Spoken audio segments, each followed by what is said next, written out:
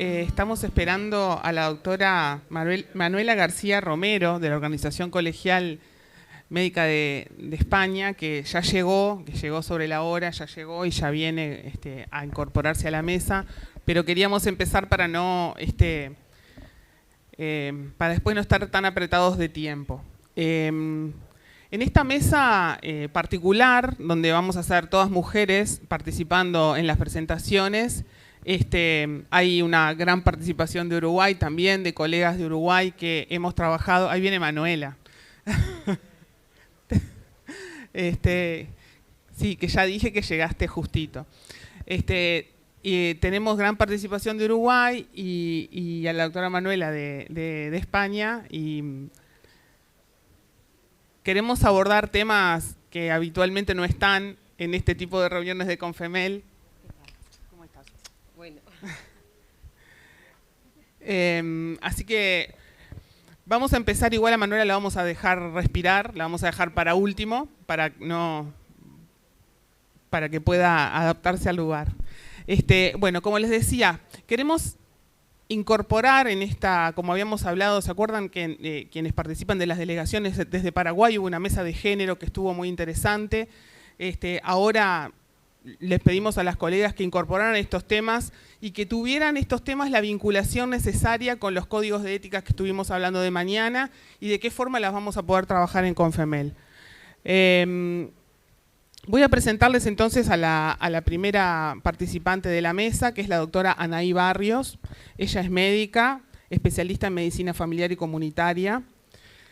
Es ex profesora adjunta de la Facultad de Medicina de la Universidad de la República de Uruguay y es la responsable de la Comisión de Género del Sindicato Médico del Uruguay. Y ella nos va a contar una experiencia que venimos trabajando en estos últimos años, que es la elaboración y la aplicación de un protocolo de respuesta a las situaciones de violencia de género que se producen en el ámbito del ejercicio de la profesión médica. Así que, Anaí, vamos a controlar el tiempo, tenemos 10 minutos más o menos. ¿Me escuchan? Bueno, un gusto compartir con ustedes esta jornada. Y bueno, queríamos compartir el proceso de trabajo que hemos tenido desde la Comisión de Género del Sindicato Médico del Uruguay, en la elaboración de este protocolo, que bueno, vamos a contar un poquito en qué marco se dio.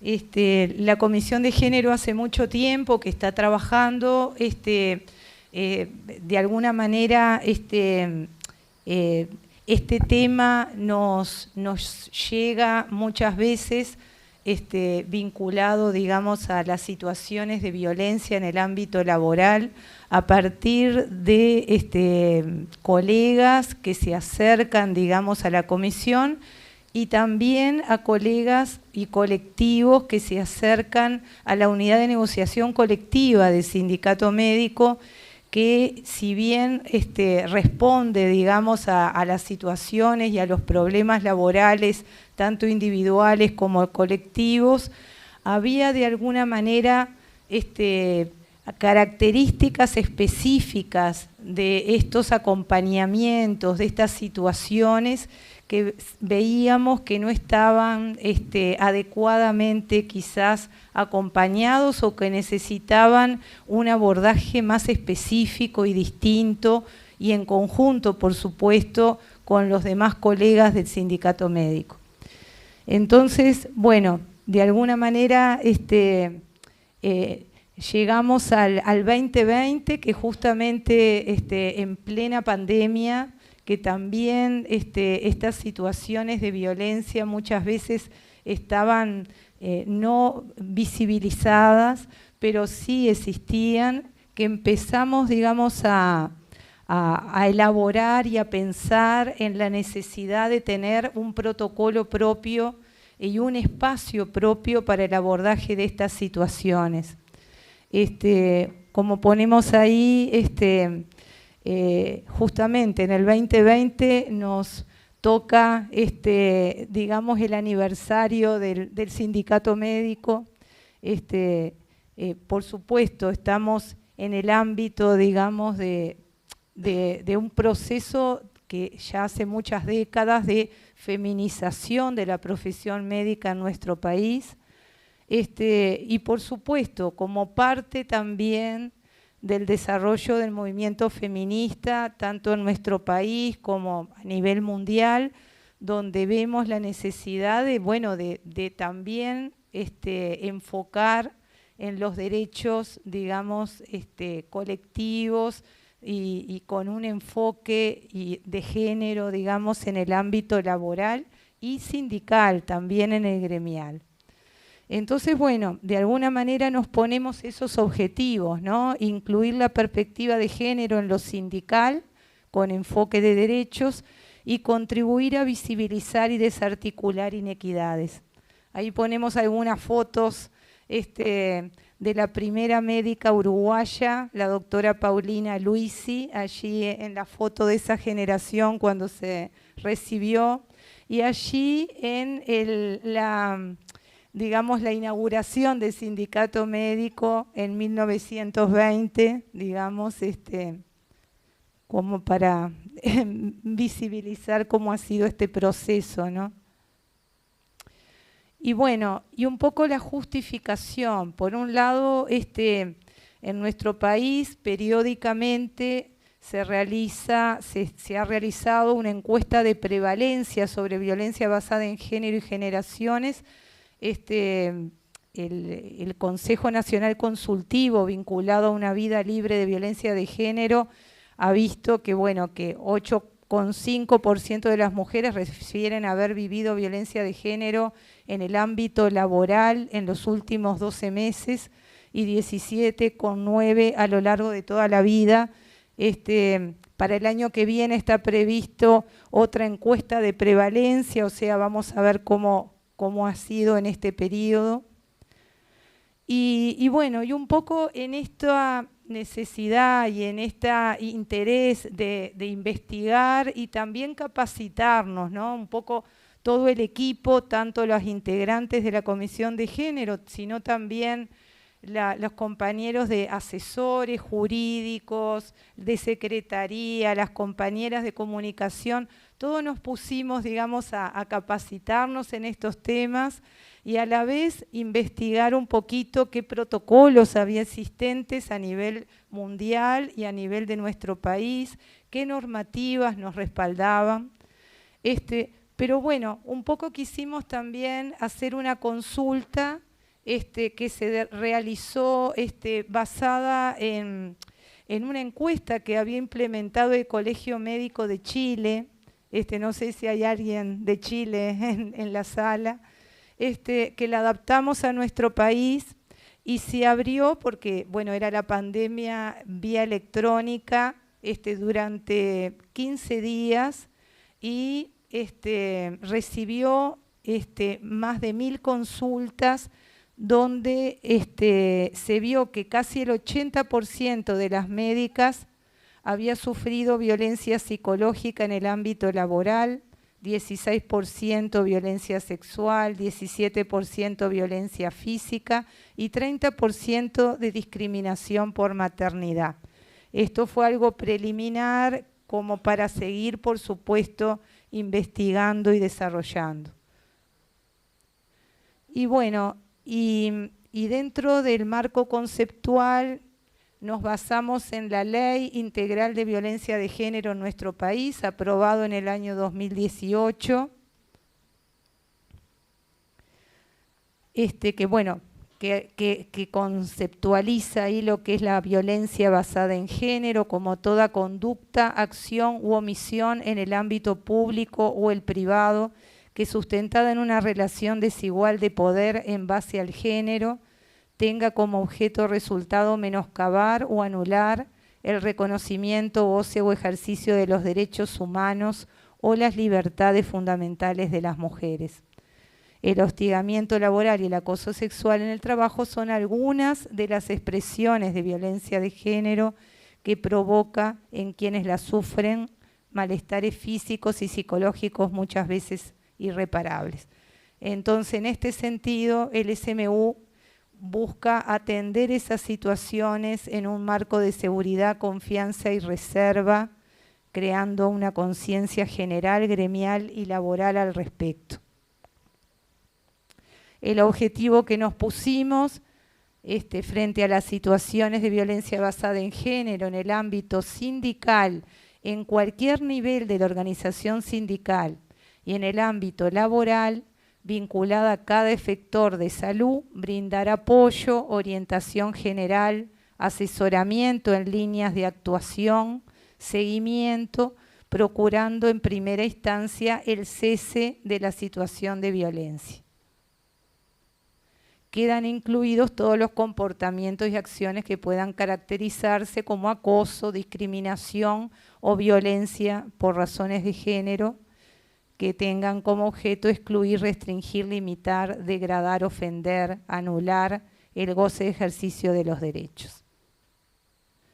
Bueno, estos son los objetivos específicos: brindar mecanismos eficientes y accesibles para denunciar y o ser escuchada, tanto individual como colectivamente.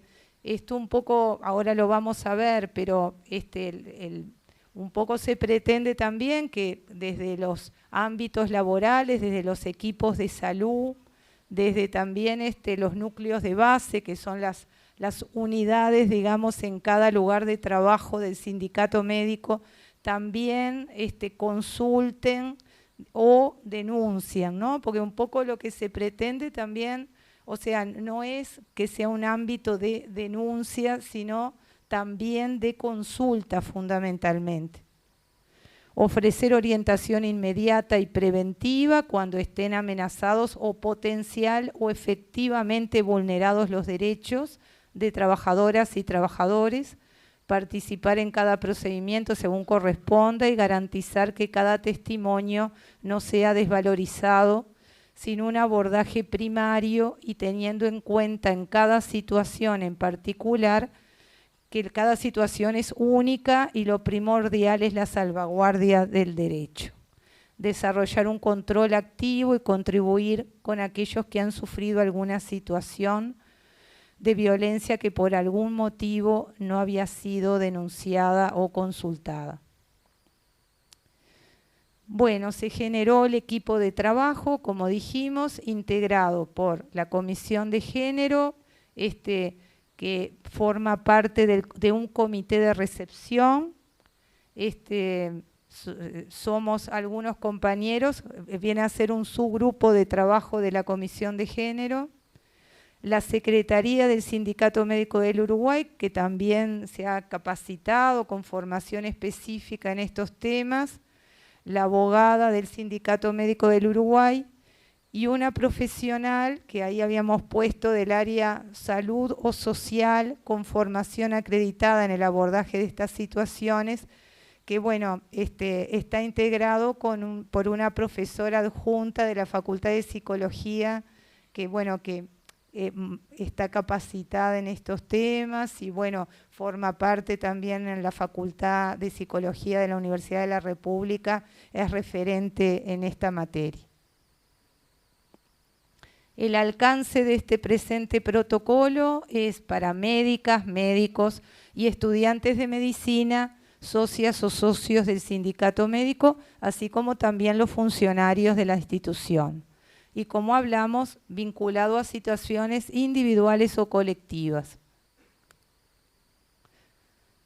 Como tenemos ahí, podrán realizar a personas socias del sindicato que consideren ser víctimas de acoso, discriminación o violencia en el ámbito laboral y personas o colectivos que tomen conocimiento de estas situaciones en el ámbito laboral, aunque no sean la persona directamente afectada.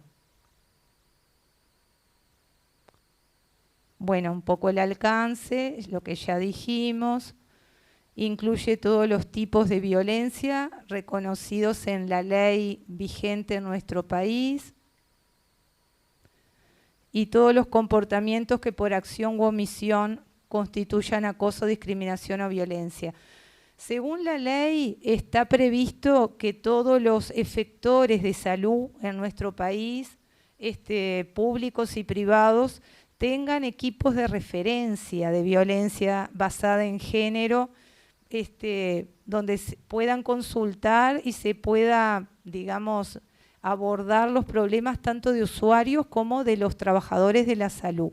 Pero no siempre es así y a la vez, muchas veces, las compañeras o los compañeros tampoco lo sienten como un espacio, digamos, de confianza al estar en el mismo ámbito laboral donde se desarrollan esas situaciones de violencia. Entonces, por eso veíamos como que desde este espacio gremial era pertinente tener este espacio. Este es el marco normativo donde nos basamos, normativa internacional y nacional. Los ámbitos de acción ante estas situaciones, ¿no? Por supuesto el administrativo dentro de la empresa o institución que está donde trabaja o desarrolla la labor la compañera o el compañero que consulta, del punto de vista ético, con la participación del Consejo Arbitral, del propio sindicato médico, y si fuera pertinente que fuera necesario a nivel judicial, penal, laboral o de lo contencioso administrativo. El algoritmo de actuación, hay una vía de entrada a través de un mail y teléfono, ambos son atendidos desde la Secretaría General del Sindicato Médico. Muchas veces la vía de entrada también es la unidad de negociación colectiva, quienes coordinan la primera entrevista con el comité de recepción. Se trata, por supuesto, que sea a la mayor brevedad posible. Se coordina la entrevista donde está previsto que por lo menos sean 2 personas del equipo que habíamos descrito inicialmente.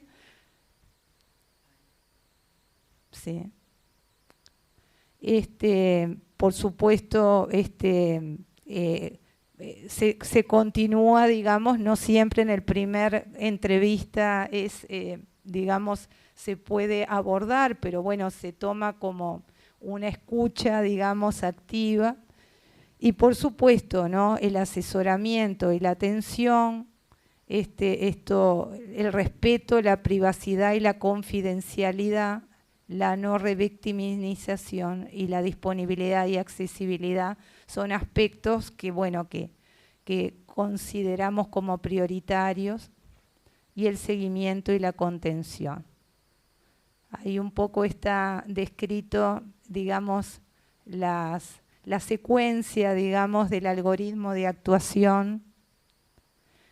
Y bueno, y estamos en camino, ¿tá? Ha habido consultas como habíamos previsto, tanto personales como colectivas, pero bueno, se está aprendiendo, se está, digamos, capacitándonos y bueno, y viendo un poco también de que ese espacio también gane confianza con el tiempo y que bueno, tanto compañeras como compañeros como colectivos lo sientan así y bueno, y puedan consultar y se pueda visibilizar cada vez más como para, por supuesto, que cesen todas estas situaciones y mejorar los derechos de las trabajadoras y trabajadores. Bueno, muchas gracias. Bueno, gracias Anaí, perdón que te corrí al final, pero queríamos respetar los tiempos. Ahora le vamos a pedir a la doctora Daniela Paciel. La doctora Paciel es intensivista, especialista en enfermedades infecciosas, participante de la Comisión de Género del Sindicato Médico del Uruguay y estuvo en el grupo redactor de un documento de diversidad de la Asociación Médica Mundial. Entonces lo que le pedimos es que nos contara un poco ese proceso y nos pusiera como quizás propuestas, como de qué forma desde los países de Confemel podríamos tener eso, ¿no? Propuestas de trabajo en género y diversidad en la Asociación Médica Mundial, que bueno, ella nos va a relatar cuál es la situación. Bueno, un gusto estar acá. Bienvenidos a todos los que han venido de otros países.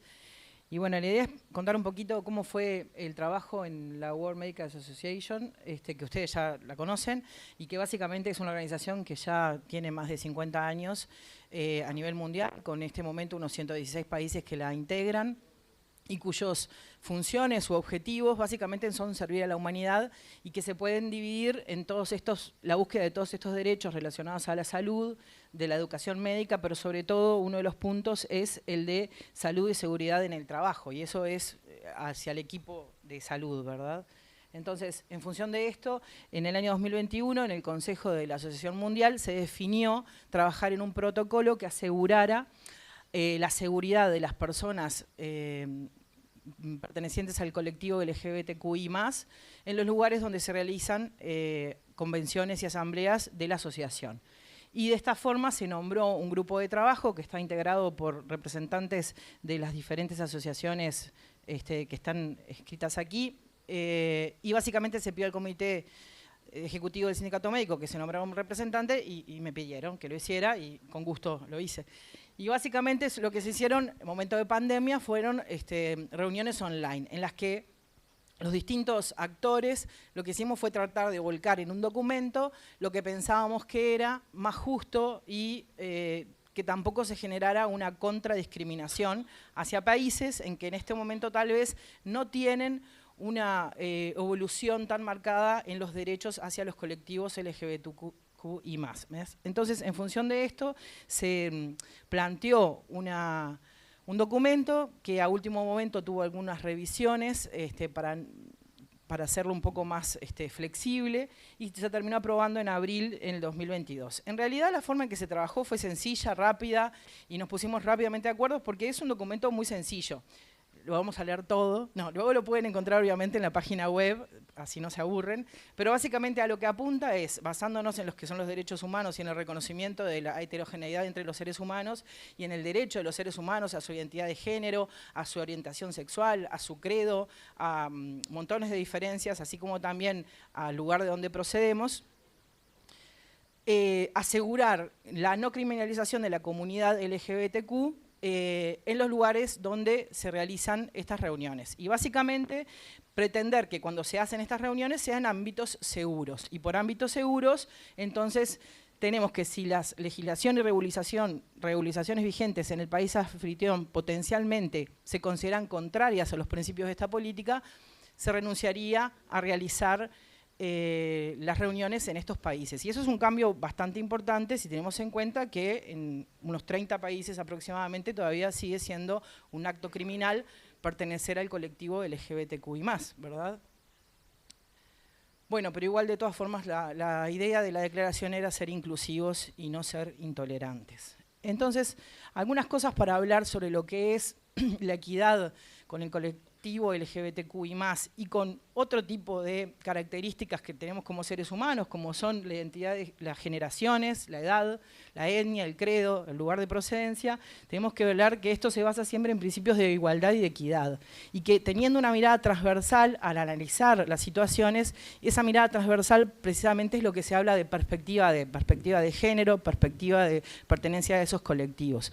Y de esta forma, tratar de confluir siempre la igualdad de condiciones para que podamos ejercer nuestros derechos. Y una forma de hacerlo es aplicando estrategias de equidad en la distribución de las responsabilidades. Por ejemplo, Confemel es la primera vez que tiene una presidenta mujer.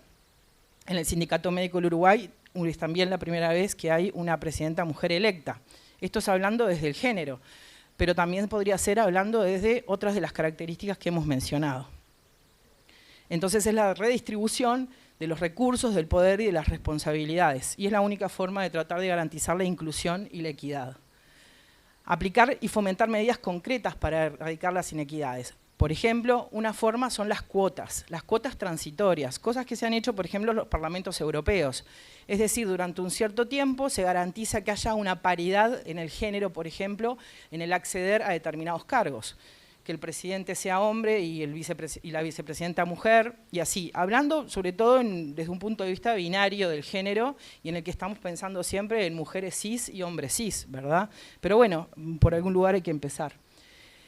Y sobre todo es el empoderamiento individual y colectivo que se puede fomentar desde la institucionalidad. Es decir, la CONFEMEL como organización e institución, empoderar a los colectivos que la integran, ya sea por cada uno de los países, o ya sea por sus características de mujeres, o características de colectivo LGBTQI, o por la característica que se quiera hacer, y de esa forma que se vean más representados dentro de lo que es la confederación.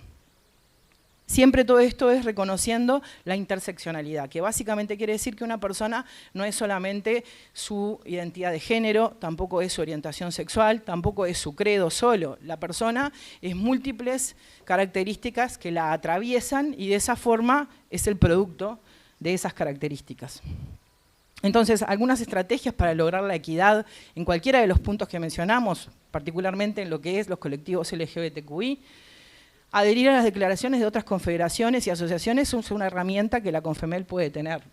Conformar grupos de trabajo, como se ha hecho en la Asociación Médica, y espacios de intercambio que se enfoquen en esto que hablábamos de la interseccionalidad. Evaluar de ser necesario políticas de cuota, como ejemplo, como una estrategia para lograr la inclusión por género, la inclusión por orientación, la inclusión por lo que sea. Políticas de inclusión que van más allá de la cuota, que es reconocer las distintas habilidades que tienen las personas y que por eso se ven reflejadas en la integración de comités, en la integración de comisiones, en la integración de lo que ustedes consideren. Y aplicar y promover políticas de la OIT en los ámbitos de trabajo de las organizaciones que están involucradas en la CONFEMEL. Y básicamente es asegurar, por ejemplo, que si una persona que pertenece al colectivo LGBTQI que es nombrada, por ejemplo, formar parte en algún trabajo, esa persona ya de plano pueda ser libre en expresar su orientación sexual, por ejemplo, y no temer que si su orientación sexual se descubre posteriormente, lo van a despedir. Eso es uno de los mecanismos que se considera son protectivos a la población, el colectivo LGBTQI+. Para poner un ejemplo, ¿verdad? Y bueno, básicamente esto era de lo que les quería hablar. Y que pasen lindo en Punta del Este. Muchas gracias, Daniela.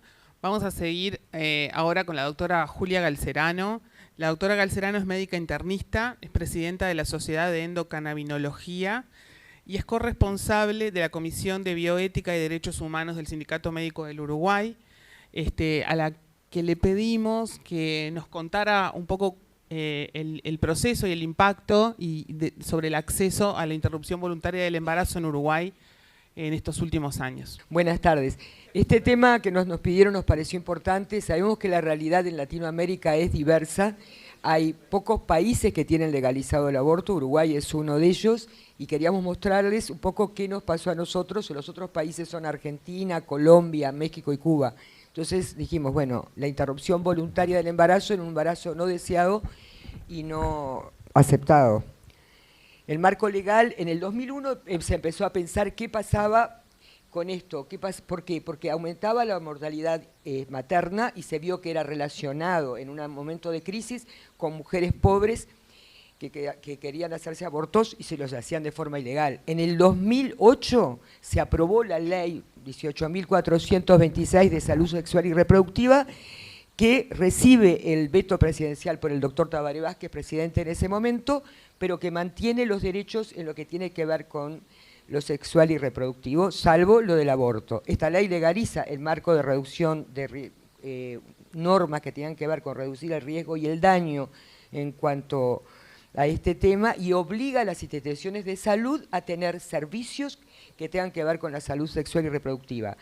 En el año 2012 se aprobó esta ley, la interrupción voluntaria del embarazo. ¿Qué pasó en el país posterior a la aprobación de la ley? Desde la implementación del IVE hubo un leve aumento del número de abortos en los primeros 5 años. Todo el mundo tenía mucho miedo que esto disparara los abortos. Bueno, hubo un poco, que lo que nosotros decimos es que los abortos que se hacían en situaciones ilegales y de riesgo para las mujeres pasaron a hacerse en situaciones de cuidado. A partir del 6º año hubo un leve descenso. Uruguay, en el marzo del 2022, mostró que es uno de los países con menor tasa de abortos en mujeres entre 15 y 44 años en el mundo. Tiene 11 abortos, tenía allí, cada 1.000 mujeres, y está por debajo de los países escandinavos y de la Europa occidental. Hubo también una reducción de los embarazos no planeados de 6.6 luego de la aplicación de la ley del IVE, y además hubo mejores resultados perinatales, no había complicaciones, y sin duda la disminución, el logro es también la disminución de la mortalidad materna relacionada con el aborto. ¿Qué derechos están en juego en relación al IVE? Bueno, los derechos de primera generación, como la autonomía y la libertad, los derechos de segunda generación, en particular los derechos sexuales y reproductivos.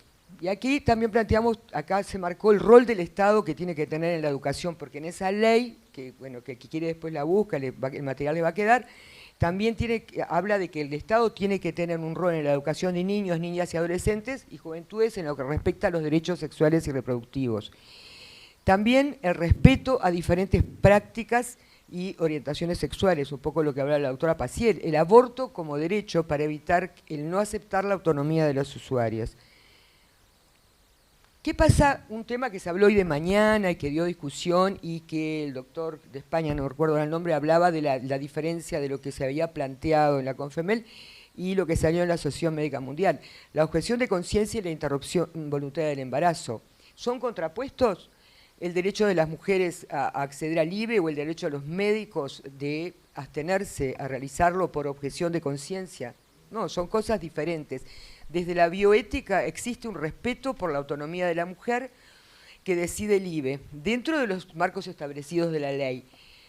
Ahí se ponen en juego los principios de justicia, la universalidad de la prestación, los principios de beneficencia-maleficencia.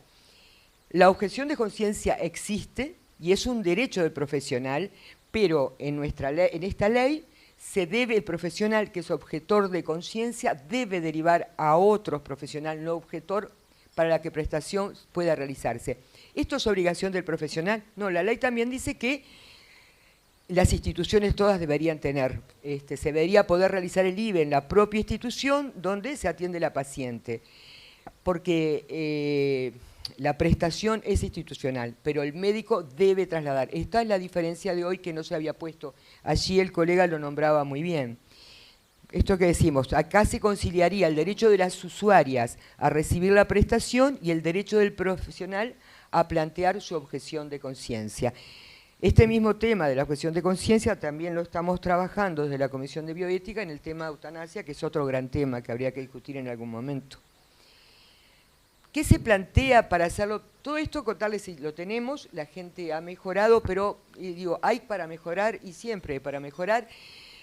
Lo que nosotros decimos, analizar los tiempos y flexibilizar esto para cada una de las instancias de acuerdo a situaciones de cada paciente. Por ejemplo, en pacientes con adicciones.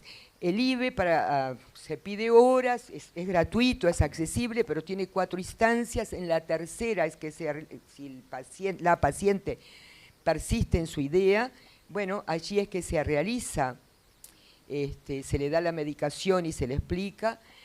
Pero bueno, a alguna gente le resulta más complejo o mucho tiempo. La otra cosa es ampliar los profesionales actuantes en la tercera etapa, que es cuando se realiza, se le va a lo concreto, se le da la medicación.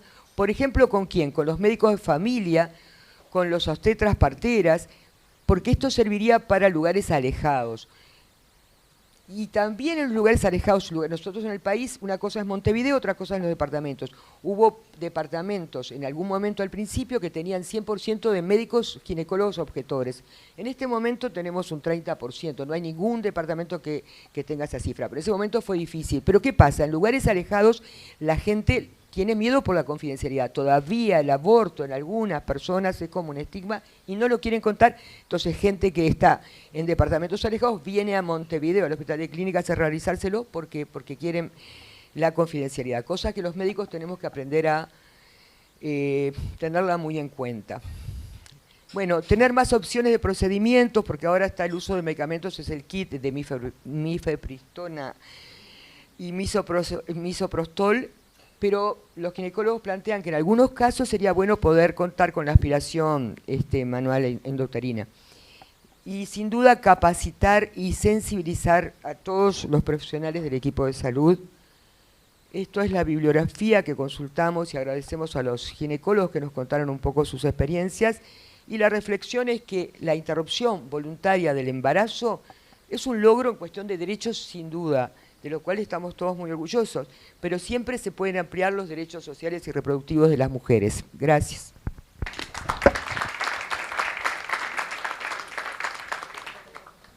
Bueno, vamos a dejar preguntas y comentarios para el final como en las otras mesas. Ahora vamos a presentar a la doctora Manuela García Romero, que es vicepresidenta segunda de la Organización Médica Colegial de España y que, como vino de tan lejos y corrió tanto para llegar, le vamos a pedir que nos hable de su conferencia y quizás tenga algunos comentarios sobre las anteriores, que me los estaba haciendo acá por lo bajo, que también capaz que le invitamos a que los haga para todos.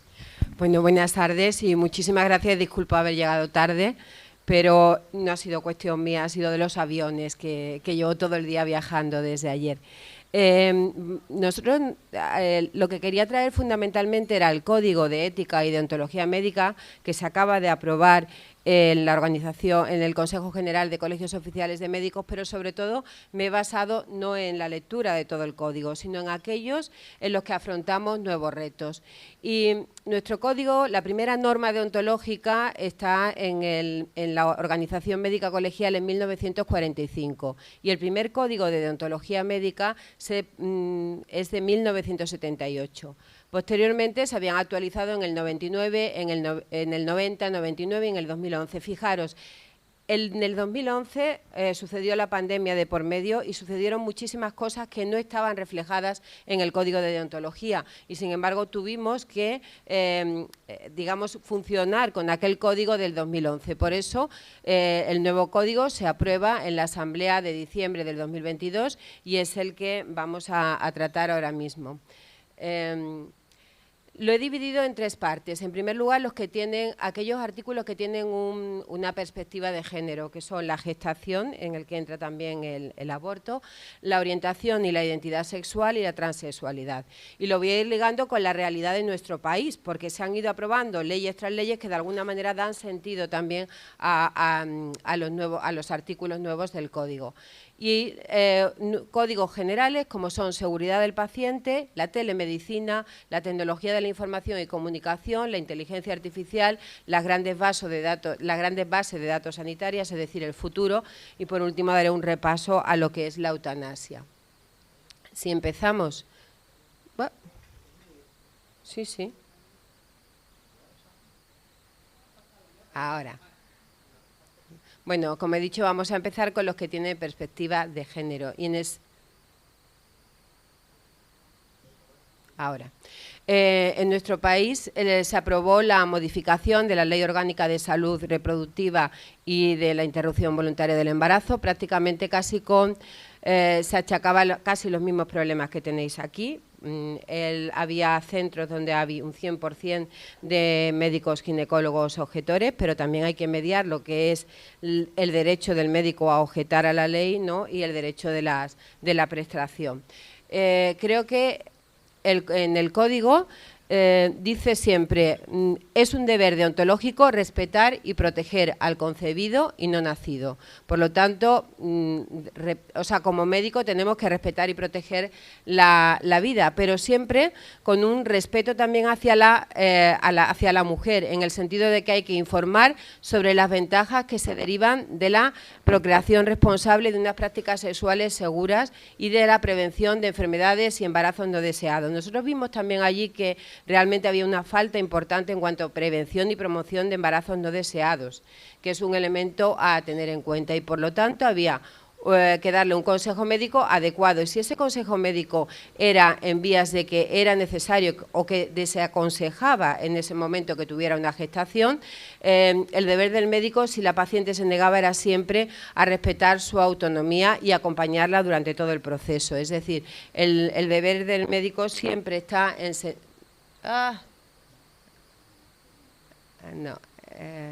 No, va para atrás. Para atrás es aquí, vale, perdón.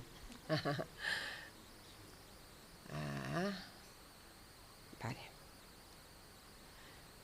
En el siguiente artículo vemos cómo el paciente, el médico debe de informar al paciente de las enfermedades de transmisión sexual, pero sobre todo también de la capacidad de ser transmisor y por lo tanto advertirle que él debería de avisar a la persona con la que mantiene relaciones del riesgo, y si no, el profesional quedará relegado inclusive del deber del secreto médico. Por lo tanto, a mí el artículo 62 es el que creo que más refleja la postura o la posición del Código de Deontología, que es que el médico no debe interferir desde su ideología en la conciencia de las personas y, por lo tanto, y corresponde con lo que estabais diciendo, está obligado, si se solicita, a informar acerca de todas las prestaciones a las que tenga derecho en materia de procreación, embarazo, parto, puerperio e interrupción voluntaria del embarazo. Es contraria a la deontología médica la manipulación genética y no participará en ningún caso ni proceso de clonación. Y el médico está al servicio de preservar la vida a él confiada, cualquiera que sea sus estadios. Es decir, respeta siempre la vida tanto de la madre como del hijo, pero también respeta la autonomía de la mujer a la hora de tomar decisiones. El médico que legítimamente opte por la objeción de conciencia tiene derecho a su objeción de conciencia, pero no queda eximido de informar a la gestante, en este caso, y derivarlo a otro profesional, como decís. Éticamente hay que derivarlo a otro profesional que le aporte todo aquello que él no pueda aportarle en ese momento. No es conforme a la deontología médica negar, ocultar, manipular información para influir sobre la madre en relación de que influencie sobre la continuidad del embarazo. En este artículo y en el siguiente sí que me gustaría hacer hincapié porque la gestación subrogada está prohibida en España y nuestro código dice la gestación por sustitución con contraprestación económica es contraria a la deontología médica, pero sin embargo la gestación por sustitución altruista no es contraria a la deontología médica. Es decir, no que el vientre de la mujer no se debe de vender porque no vamos a estar a favor de eso, pero sin embargo sí que si tú de una manera libre y voluntaria quieres quieres prestar tu útero, igual que prestas tu hígado a tu hermano para que en esas condiciones y siempre que sea valorado por un comité de reproducción humana, pues sería acorde a la deontología en España. Es contraria a la dignidad de la persona y censurable deontológicamente la mutilación genital. Estos son los principales artículos que muestran el código. Creo que es, desde mi punto de vista, respeta bastante la autonomía de la paciente y el deber del médico de acompañamiento en este proceso. Esto no... Ay, ala. Quedaba mal.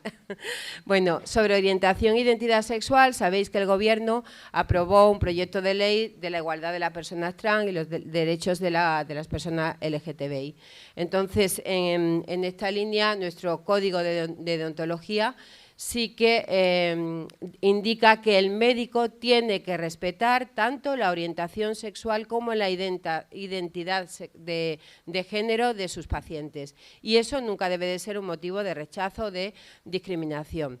La atención médica dirigida al apoyo de la orientación sexual, la identidad de género y la fertilidad debe de ser muy respetuosa y buscar siempre la autonomía de la paciente, pero en cambio fuimos muy críticos con este tema porque creemos que es muy importante salvaguardar la seguridad de la toma de decisiones de menores y adolescentes. Entonces, en el tratamiento de menores y adolescentes con fin de generar un cambio de sexo, deben de intervenir siempre médicos expertos con equipos multidisciplinares, porque siempre para nosotros tendrá en cuenta el interés superior del menor y la irreversibilidad de la mayor parte de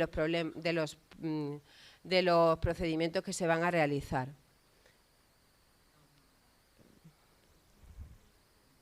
Ahora, el médico, evidentemente, y va en relación con la primera ponencia también que hemos oído, no solo tiene el deber de participar activamente en la detención y la erradicación de la violencia sexual, violencia de género y el abuso. Y sobre todo estar especialmente sensible para pacientes vulnerables. Y esto necesita por parte del médico también formación, porque si no tenemos formación es difícil de ver. Por lo tanto, en orientación e identidad sexual, yo resumiría que el Código de Deontología es respetuoso con la autonomía de las personas, pero también protege al vulnerable. Vaya. Bueno, y ahora pasamos a los nuevos retos científicos, los nuevos retos que son aquellas circunstancias que han ido aconteciendo a lo largo de estos años, del 2011, que es el último código, al 2022. En ellos tenemos un capítulo de seguridad del paciente que creo que es el segundo código de deontología que lo tiene. Solo Reino Unido tiene un código dedicado a seguridad del paciente y yo considero, y consideramos que la seguridad de nuestros pacientes es fundamental, ¿no? En cualquier. Entonces, por resumíroslo, para no ir leyendo, lo que dice fundamentalmente es que el médico tiene que ser activo en buscar dónde hay brechas de seguridad, tiene que ser activo en las notificaciones de esa brecha de seguridad, tiene el deber de informar a su inmediato superior de que aquel elemento o aquel incidente que se está produciendo puede provocar un daño en los pacientes, pero a priori también dice que el médico, que es gerente de una institución, que tiene la responsabilidad en una institución, tiene que velar porque se cumplan aquellas condiciones que se han visto de manifiesto en un sistema de notificación. Por lo tanto, lo que realmente intenta hacer es hacer tanto por parte de una obligación ética por parte de los médicos a notificar, pero también una obligación ética de los cargos directivos a ejecutar aquellas acciones que se correspondan después de haber realizado un incidente crítico en cualquier servicio. La telemedicina ahorra tiempo, ahorra viaje, ahorra dinero y ahorra a las personas con cáncer, dice esto. La telemedicina vivimos un boom durante el periodo de la COVID y no estaba realmente regulado. Y yo creo que el primer artículo es el que describe prácticamente lo que los posteriores van desarrollando, y es que el uso de los medios telemáticos u otros sistemas de comunicación no presencial destinados a la ayuda en la toma de decisiones dentro del ámbito profesional es conforme a la deontología médica. Siempre que sea inequívoca la identificación de quienes intervienen, se asegure la confidencialidad y se usen vías de comunicación que garanticen la máxima seguridad disponible. Es decir, hay que apuntarlo a la historia clínica, tienes que saber con quién estás hablando y, sobre todo, tienen que regir las mismas relaciones, que es una relación médico-paciente exactamente igual que la que existe a nivel presencial. El artículo que he puesto en azulito también me gustaría resaltarlo porque habla sobre la pseudociencia. No sé si tenéis esta percepción, pero llovieron durante la época de la COVID, ¿no? Y entonces la contribución a divulgar informaciones falsas y no constatadas que van contra la evidencia científica es contraria a la deontología médica. Y en la inteligencia artificial, que será el futuro, en la base de datos, que también está muy por las nubes, pero se entiende que podría ser el futuro de la medicina personificada, pues el médico tendrá un papel de protección de la confidencialidad, del control y propiedad de los datos del paciente y en desarrollar modelos que incluyan el consentimiento y la gestión de datos. Es decir, tenemos una actuación importante aquí. Y en la base de datos artificiales, pues es igual. El médico tendrá control ético y finalista de la investigación con inteligencia artificial basada en la transparencia, la reversibilidad, la trazabilidad de los procesos en los que intervengan para garantizar siempre la seguridad de los pacientes, teniendo en cuenta que ni podemos ni debemos manipular datos y que, por otro lado, estos datos nunca nos van a sustituir. Simplemente serán datos que tengamos en nuestras manos a la hora de interpretarlo. Y por último, si estoy en tiempo todavía, dar unas pinceladas sobre la eutanasia, ¿no? La ley de eutanasia sí que entró en vigor en España, se considera como una prestación del servicio público. El artículo primero sigue tal cual. Este artículo se aprobó con un 75% de votos a favor y un 25% de votos en contra en la Asamblea, es decir, que el Código se apruebe, hay muchos artículos que han sido por una mayoría importante, pero hay sensibilidades de todo tipo, lógicamente, como la vida misma. Entonces, el médico no deberá provocar ni colaborar intencionadamente la muerte del paciente, sigue diciendo nuestro Código de Deontología.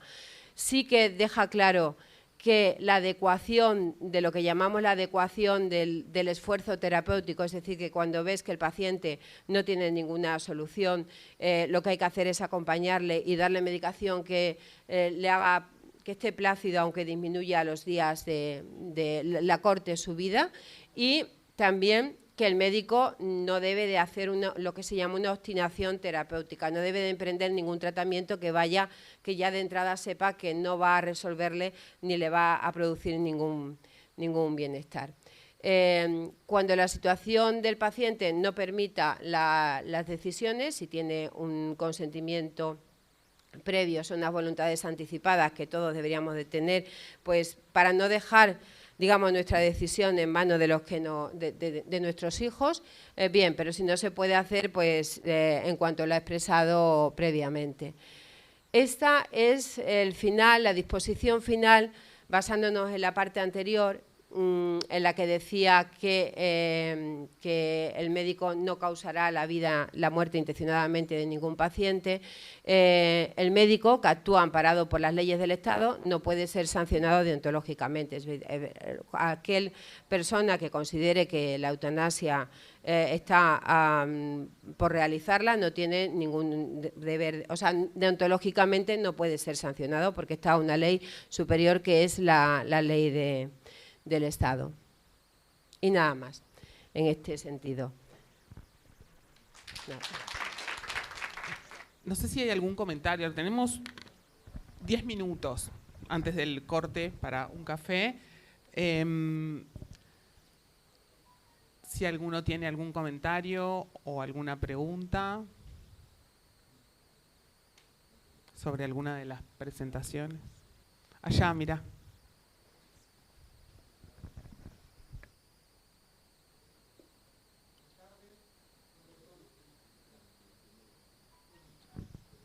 Buenas tardes, soy el doctor Wilder Díaz del Colegio Médico del Perú.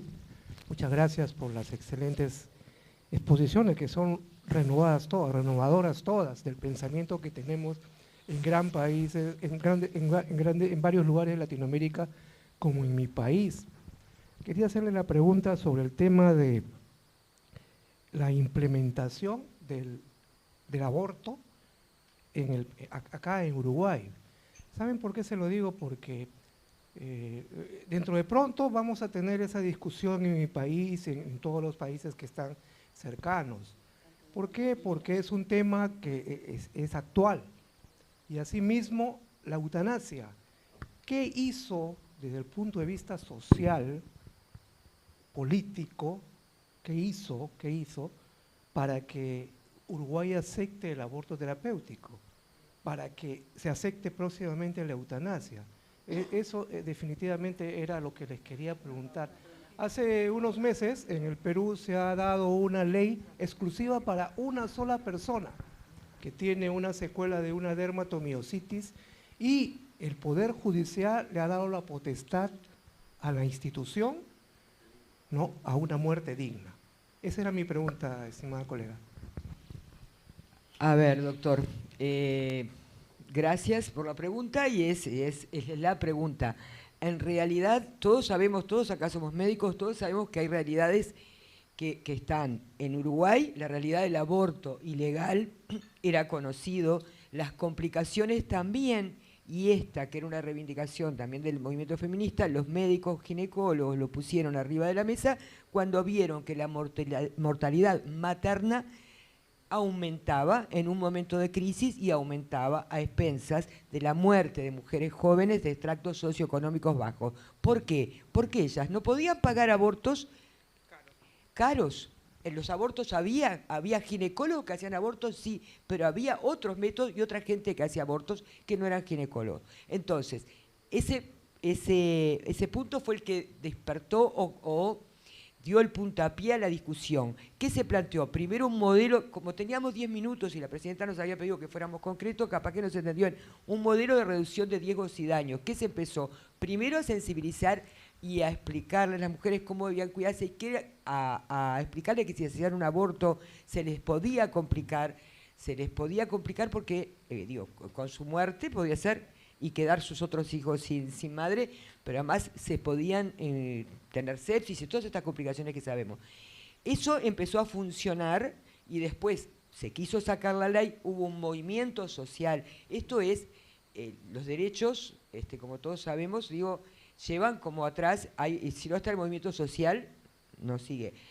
Y además se planteó que sí se va a respetar, como dijimos, lo que es la objeción de conciencia, porque los médicos, que no es la pseudo-objeción, también tenemos que entender eso. La objeción de conciencia es aquel que está convencido de lo que hace, lo que no va a hacer, por sus principios morales y demás. No gente que no lo hace en un lugar público, pero sí lo hace en un lugar privado. ¿Está bien? Entonces, se empezó a plantear eso. Esto es lo que hace. Usted ponía también lo de la eutanasia. La eutanasia también tiene que ver con estas cosas, con que hay situaciones que son especiales, que hay gente que las maneja de una manera y otros que no pueden. Es justicia social también. Lo del aborto, no sé si esto, capaz que alguien quiera agregar algo más, pero tiene que ver con eso, realidad que era palpable, gente realizando ese aborto de las maneras más complicadas, muertes maternas, con todo lo que implicaba. ¿Bajó eso? Bajó. Los abortos en su momento que se hacían aumentaron un poco, y sí, porque los que se hacían ilegal pasaron a lo legal.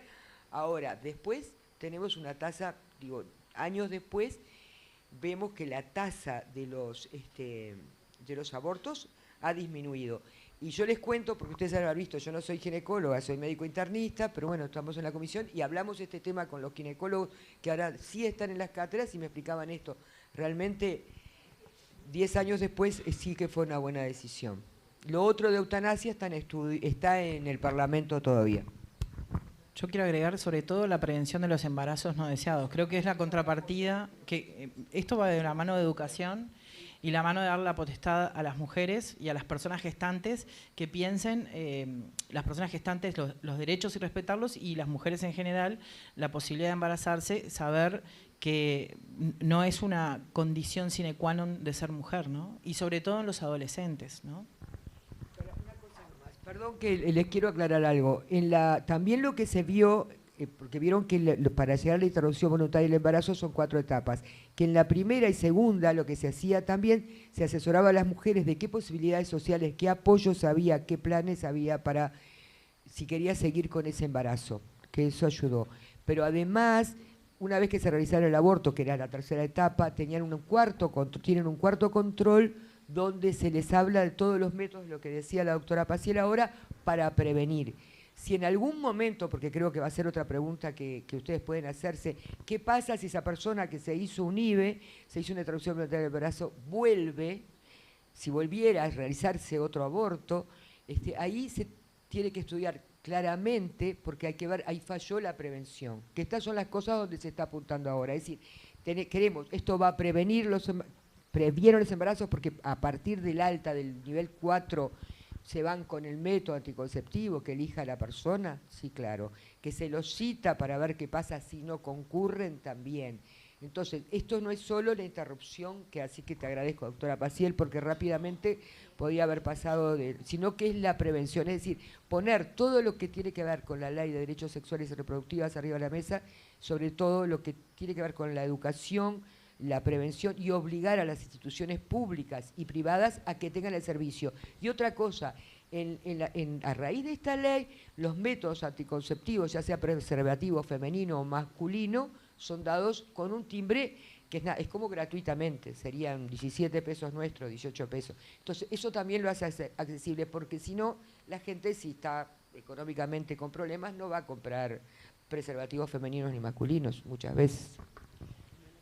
Yo quería decirte una cuestión que llama la atención porque es bastante diferente. La ley de España es bastante más permisiva. Aquí hay cuatro visitas. En la ley de España las personas menores pueden ir a hacerse una interrupción voluntaria del embarazo sin consentimiento paterno y sin que medie los 15 días el tiempo que se le daba para pensarlo. Entonces hay una diferencia, o sea, vuestra ley todavía es como más restrictiva que la nuestra. La nuestra, no digo que sea ni bueno, o sea, hay que valorarlo, porque yo considero que hay cosas ahí que habría que valorar, pero sí que es cierto que los 4 no hay ese periodo de información. Y probablemente ese periodo de información de verla en 4 ocasiones sí que redunde más en que puedas impregnarle la prevención primaria. Perdón, y muchos ginecólogos lo que nos planteaban es que esto que yo les decía, que muchos cuando saben, se informan y saben que pueden tener como apoyo desde otro lugar, estoy hablando de las personas más vulnerables, más carecidas en lo económico, bueno, quedan enganchados a los programas de apoyo y siguen los que están. Por eso son esas. Lo de los tiempos, doctora, como tú decías en España, bueno, eso es como, son de las cosas también que se discuten. Si sirve que sea menos tiempo, si sirve esta parte, pero que para lo que es prevención y demás, sin duda. Tengo a Gustavo Greco y después te damos la palabra. Y después, bueno, Caldas. Breve, Greco.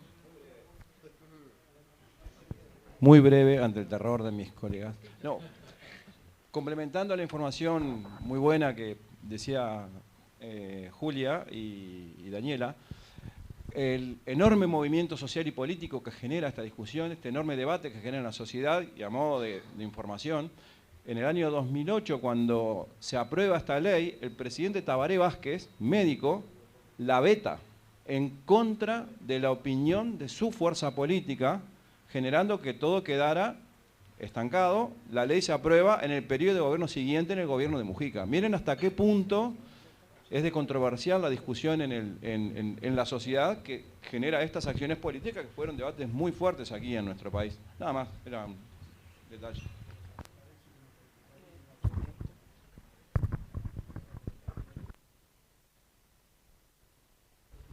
Muy buenas tardes, soy Mauricio Rousseau de Bolivia. Y bueno, soy ginecólogo también y me hago una pregunta siempre en el futuro, ¿a quién se va a juzgar, digamos, con el uso de la mifepristona y el misoprostol? Si el médico tal vez no va a participar en el futuro en esta acción, porque va a estar a la venta, ¿no?, en la farmacia, ese uso, ¿no? Entonces esa pregunta quería hacer. En realidad no va a estar a la venta acá. Lo que nosotros lo que plantean los ginecólogos de este país es que para que se capacite a profesionales como médicos de familia o obstetras parteros para poder intervenir en ese paso en los lugares que son más alejados y que no haya un ginecólogo actuante. No sé si capaz que se mezcló la información. No, yo le pregunto porque la mifepristona y el misoprostol en algunos países es un uso común, ¿no? Y por eso le digo, en el futuro o actualmente, tal vez no la compran la mifepristona porque de repente es un poco cara, ¿no? Usted toma la mifepristona ahora y pasado mañana o mañana toma el misoprostol y ya está el aborto, ¿no? Entonces, por eso le pregunto, ¿a quién van a juzgar? ¿Al que la vende? O porque el médico ya no va a participar tal vez en el futuro del aborto, ¿no? Acá en Uruguay no hay acceso, hubo en un momento, antes de la ley, en un mercado, sí, ilegal, diríamos, pero ahora no hay en farmacia, o sea, no se puede conseguir salvo en este contexto de aplicación de la ley. No sé si es esa la pregunta. Yo lo que entiendo es que juzgar o no, no sé, va a depender de lo que crea cada uno, de las leyes, de dioses, de lo que sea. Acá lo que está planteando es que en este país, como ejemplo, no se juzga a nadie. Lo que se hace es darle a las mujeres la posibilidad de abortar de una forma controlada y segura. Por eso estos medicamentos en el Uruguay no son de venta libre y no parecería ser que vayan a hacerlo en los próximos años. Tal vez en algunos años esta ley se revea, como se puede llegar a rever la cantidad de consultas que hay que hacer, pero por el momento a nadie. Bien. Eu gostava de dar pouco aquilo que se passa no meu país. Como em Espanha, a lei da interrupção voluntária da gravidez é extremamente permissiva. E eu sou diretor da maior maternidade em Portugal. E, portanto, em Portugal, para além do acesso de consulta aberta para realizar esta atividade, é consulta aberta, vai quando quer, às horas que quer. Aquilo que está, infelizmente, a acontecer, e isto preocupa-nos muito, porque há acesso gratuito a qualquer método anticoncepcional. Portanto, não há nenhuma desculpa para que essa proteção não seja feita.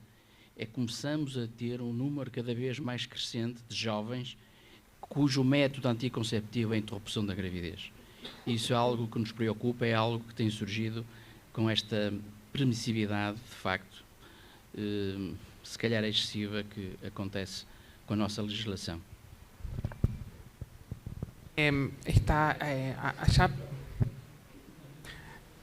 Ya estamos pasados de tiempo. Yo no quiero bloquear la discusión, pero ella, ahí va. Gracias. Buenas tardes. Moira Segarra, de Bolivia. Felicidades, doctores, por su exposición. Y rapidito, la pregunta es de que, por ejemplo, en los hospitales públicos o seguros sociales, va la paciente a hacerse un aborto y si el médico está obligado a realizarse este procedimiento o puede negarse, porque esa es la pregunta, ¿qué pasa con la objeción de conciencia del médico? ¿Puede negarse? Puede negarse, de hecho el médico objeta a la ley en completo, igual que objeta a la ley de la eutanasia en completo, por eso no puede formar parte del Comité de Garantías Asistenciales. O sea, si el médico es objetor, no, lo que no se permite es la objeción del servicio. Es decir, no puede haber un servicio que todos, no que todos sean objetores, sino que lo que objete sea el servicio, sino que objeta persona por persona, médico por médico, aunque haya un hospital donde todos los médicos de ese servicio sean objetores. Pero la objeción de conciencia está regulada en la Carta Magna y ahí no han podido, o sea, es un derecho. Acá en Uruguay tampoco es la persona la que puede ser objetor y desde el vamos, no es que una vez que tengo la consulta con esta paciente objeto y con esta no, es desde siempre se es objetor, hay un registro en el Ministerio de Salud Pública de quiénes son objetores y es un registro confidencial, de hecho, no es público. Lo que se puede saber es la cantidad de personas objetoras de conciencia médicas, objetoras de conciencia, y básicamente lo otro que hay es que como la institución no lo puede ser, si bien hay algunas instituciones que tienen lazos religiosos muy fuertes, entonces lo que tienen que tener es convenios con otras instituciones para garantizar el acceso al procedimiento. Nada más que aunque sea médico objetor, se acepta la objeción para el procedimiento. Debería asesorar al paciente cuando lo recibe y trasladarlo a otro profesional. No sé si queda claro. ¿Está bien? Adelante. Buenas tardes, mi nombre es José Luis Guamán, vengo de Bolivia. En cuanto a lo que las doctoras explicaban sobre la interrupción voluntaria del embarazo, ¿ya? No sé si en algún momento de esa ley indica la edad gestacional hasta dónde se puede interrumpir el embarazo. Hasta las 12 semanas. Ya, muy bien. Resulta que en mi país ya el aborto era ilegal hasta el 2014. En el 2014 sale una sentencia constitucional 206-2014 donde habla sobre la interrupción legal del embarazo. ¿Y en qué casos hay la interrupción legal del embarazo? En embarazo producto de una violación, incesto, ¿ya? En patologías incompatibles con la vida de la madre y en malformaciones congénitas incompatibles con la vida. Pero aquí hay algo raro. La sentencia constitucional habla de la interrupción legal del embarazo, pero en ningún momento habla de la edad gestacional. ¿Qué pasa en mi país? A nosotros nos han obligado ya a interrumpir el embarazo hasta de 27, 28 semanas. ¿Ya? Y uno de esos recién nacidos está vivo hasta el momento. ¿Ya? Y ese es el problema que tenemos todos los ginecólogos allá en mi país. Yo también soy ginecólogo. ¿Ya? O sea, nos obligan a interrumpir embarazos, ¿ya? sin pensar en la edad gestacional. No interesa que tenga 30, 32, 34 semanas, tenemos que interrumpirlo. Ya. Y en cuanto a la objeción de conciencia, ¿ya? En todos los centros hospitalarios pueden llegar una paciente con una denuncia de violación solicitando la interrupción legal del embarazo. Y nosotros tenemos la obligación de hacerlo. La objeción de conciencia, hay muchos objetores de conciencia, pero en un hospital no todos pueden ser objetores de conciencia. Hay un jefe médico, hay un director. Si el médico se niega a realizar el procedimiento, o lo hace el jefe médico o lo hace el director. Si no, nos van a juzgar a todos. Ese es el problema que existe en mi país sobre la interrupción legal del embarazo en estos casos. Lo que a nosotros nos preocupa como médicos es la edad gestacional, porque no existe edad gestacional en estos casos. En cualquier edad gestacional tenemos que sí o sí interrumpir el embarazo. Gracias. Nada, voy a tratar de ser lo más cortito posible. Es decir, al amigo colega de Perú, es decir, la ebullición de este tema, es decir, está cuando está la discusión. Después de la discusión, es decir, después que todos se rasgan las vestiduras, es decir, se tiran por el suelo por este tema, es decir, desde el punto de vista ético, religioso, filosófico, la que vos quieras, es decir, después de eso, es decir, empiezan los resultados que en Argentina han sido similares a los del Uruguay, y todo el mundo se olvida y nadie más se acuerda de este tema. Esa es una. La segunda, el misoprostol en la Argentina se lo da el Estado gratis a la gente, es decir, y nadie se preocupa por el tema, ni nadie culpa a nadie de nada. Es decir, y con respecto al límite, al estar en la ley, es decir, todo el mundo se acostumbra a que tiene que ser antes de las 12 semanas y se acabó la historia. Y el último punto es con respecto a la objeción de conciencia, donde sí las entidades médicas tuvieron que hacer fuerza, porque había un avance muy fuerte de los dos lados, pues son como dos bandos rivales. Es decir, lo mismo pasó con el divorcio en la Argentina, es decir, todo el mundo pensaba que se iba a divorciar todo el mundo después que saliera, y después nadie, se divorciaron lo que se tenían que divorciar, y después no se divorció más nadie. Es decir, lo mismo pasó con esto. Me perdí. Los dos bandos, es decir, estaban los que querían la objeción de conciencia de las instituciones y de los servicios. Ahí, bueno, claro, es decir, hay instituciones que decían acá, aborto, no. Servicio, en mi servicio no se hace. Es decir, bueno, eso se pudo superar y sí la objeción de conciencia está vigente, porque obviamente cada uno tiene sus creencias, su filosofía y sus cosas. El tema pasa al olvido, lo mismo que el divorcio, después que la ebullición pasó. Eso es lo que quería decir. Bueno, gracias por poner atención y esta discusión que siempre es muy intensa. Vamos a sacar una foto. Les vamos a pedir que se pongan todos en el centro y la sacamos de arriba, de allá, de ese escalón alto, para acá, para este lado.